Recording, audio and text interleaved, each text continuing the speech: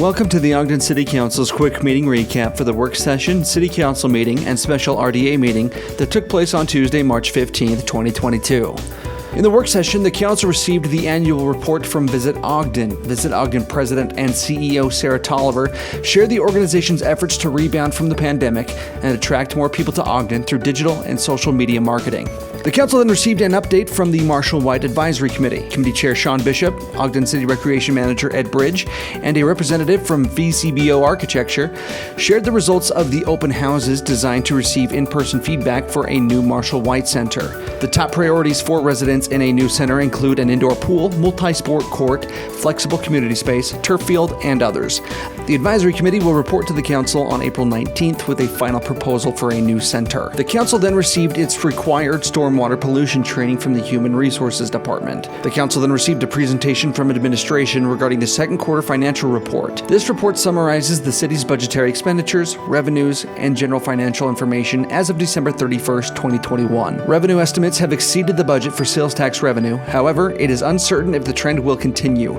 It is anticipated that revenues will exceed budget for licenses and permits by $500,000 due to building permit revenue. All other general fund accounts are tracking as budgeted. Regarding enterprise funds, it is estimated that the golf fund will exceed revenues by approximately $250,000 if the current trends continue. All other funds are tracking as budgeted. With internal service funds, the city received an insurance payment from a windstorm damage claim. The funds will be distributed to the departments and funds that paid for the damage. A complete breakdown of expenditures and revenues can be found in the packet information on our website.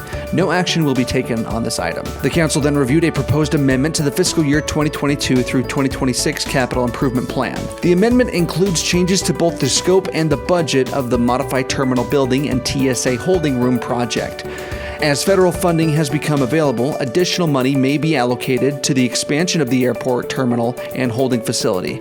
This expansion is needed to handle multiple commercial flights simultaneously. The project was approved as part of the amended fiscal year 2022-2026 CIP with a one-time budget amendment of $2,070,000, consisting of $1,550,000 of federal grant money and $520,000 from the city's CIP funding. The proposed amendment includes a total of $5 million over a 5-year period, consisting entirely of federal funding. This will be considered by the Council on April 5th. The Council then reviewed a proposed salary schedule amendment and budget amendment regarding employee salaries.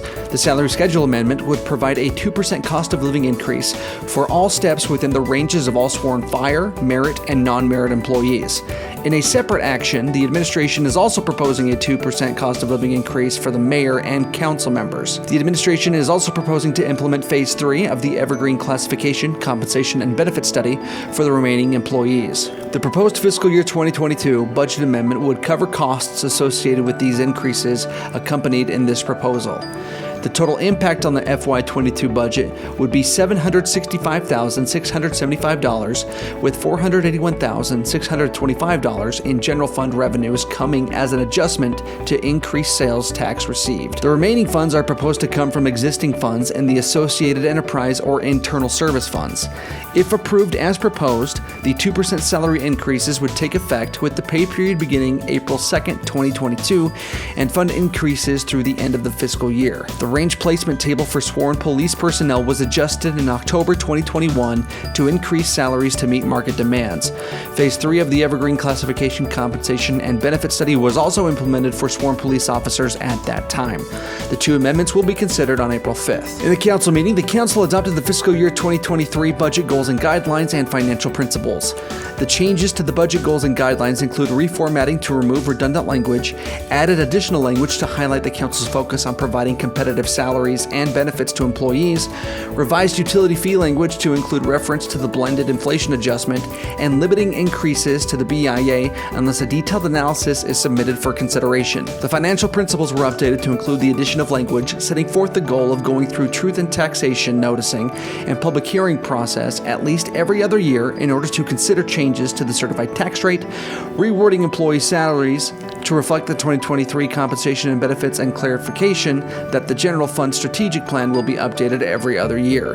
The goals and guidelines, as well as the financial principles, can be found on our website. The council then approved a rezone and zone text amendment at 25th Street and Porter Avenue. The property owner's site plan includes the construction of 21 townhomes on the property. The development will also include live-work units within some of the townhomes. An amendment to the mixed-use zone text was also approved in relation to the rezone.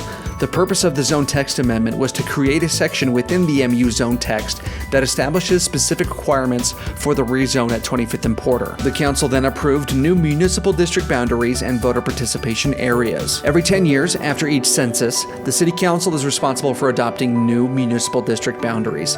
New municipal district boundaries must follow new precinct boundaries, which were established by the county in December, and various minor changes were made accordingly.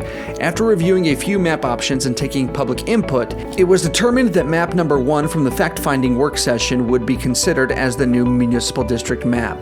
This map most closely resembles the previous boundaries. Additionally, an identical map for voter participation areas was adopted in order to maintain consistency between municipal districts and VPAs. In the Special Redevelopment Agency meeting, the RDA board adopted a resolution to transfer land from the RDA to Ogden City.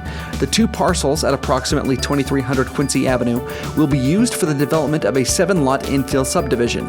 Most of the parcels on the infill site were owned by Ogden City, with the exception of the 2 subject parcels.